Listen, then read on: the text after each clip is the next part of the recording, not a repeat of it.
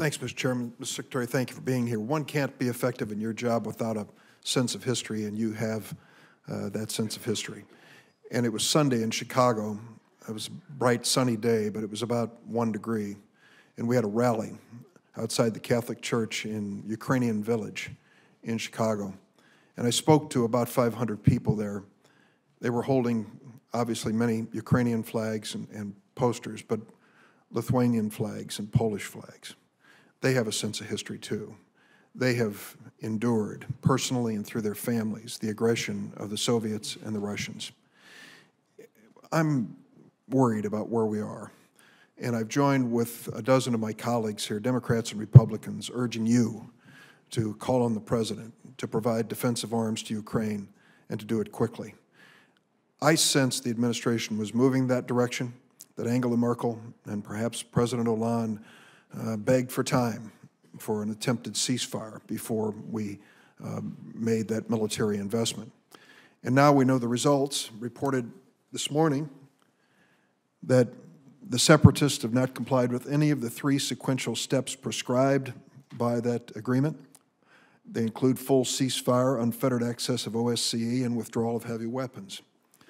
I hate to be cynical, but when it comes to Russia, they deserve it. They've time and again promised and not delivered. Unlike other countries like Syria and Libya, where we are mired in complexity, there's clarity here. Clarity. This was the invasion of a sovereign nation by Russia, and they continue to seize territory. And my question to you, I think you've responded to it earlier about the President making the ultimate decision on weaponry. My question to you is this. Did we say to Angela Merkel and President Hollande, if this does not fail, what is Plan B and what are you prepared to do? If this ceasefire doesn't work, what will Europe do beyond sanctions in response to protect Ukraine? Is there a Plan B, Mr. Secretary? Yes, there is, clearly, and it involves some very tough sanctions, among other things.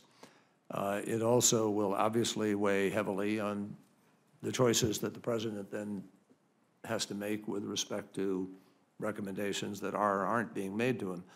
But nobody's taking this lightly at all, Senator. I mean, we have, first of all, we have a request in the budget for Georgia, Moldova, Ukraine of $75 million, reflecting an increase above the bilateral allocations, which is for the reassurance initiative.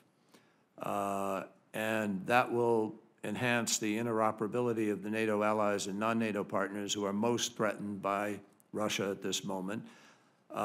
We have a $75 million request for foreign military financing and just under $1 billion for overseas contingency operation funds, I think you know, much of which could be designated to flow here if we need to. In addition to that, we have committed over $118 million in arming and training, arming, training and equipment, but some of it you can, the eye of the beholder will determine the arming specifically. $52 million in high-end defensive equipment such as counter-mortar radars, night vision devices, body armor helmets, advanced radios, explosive ordnance, disposal robots, rations, first aid kits, supplies.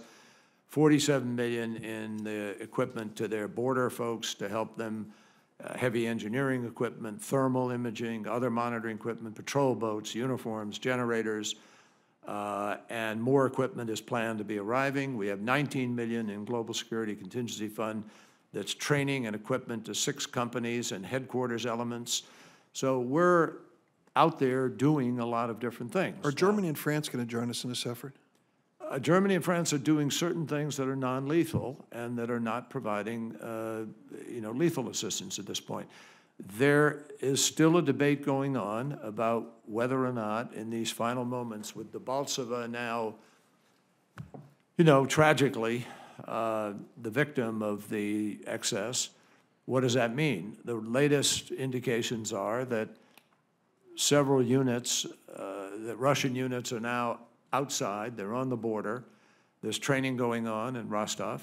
There's other things happened. A lot of tanks crossed over. A lot of equipment was given earlier. But at this moment, I'd say it's a question mark still as to where this is going to go in the next days. I want to close on this topic and just say that as the ceasefire efforts diminish and the Russians seize more territory, it becomes problematic.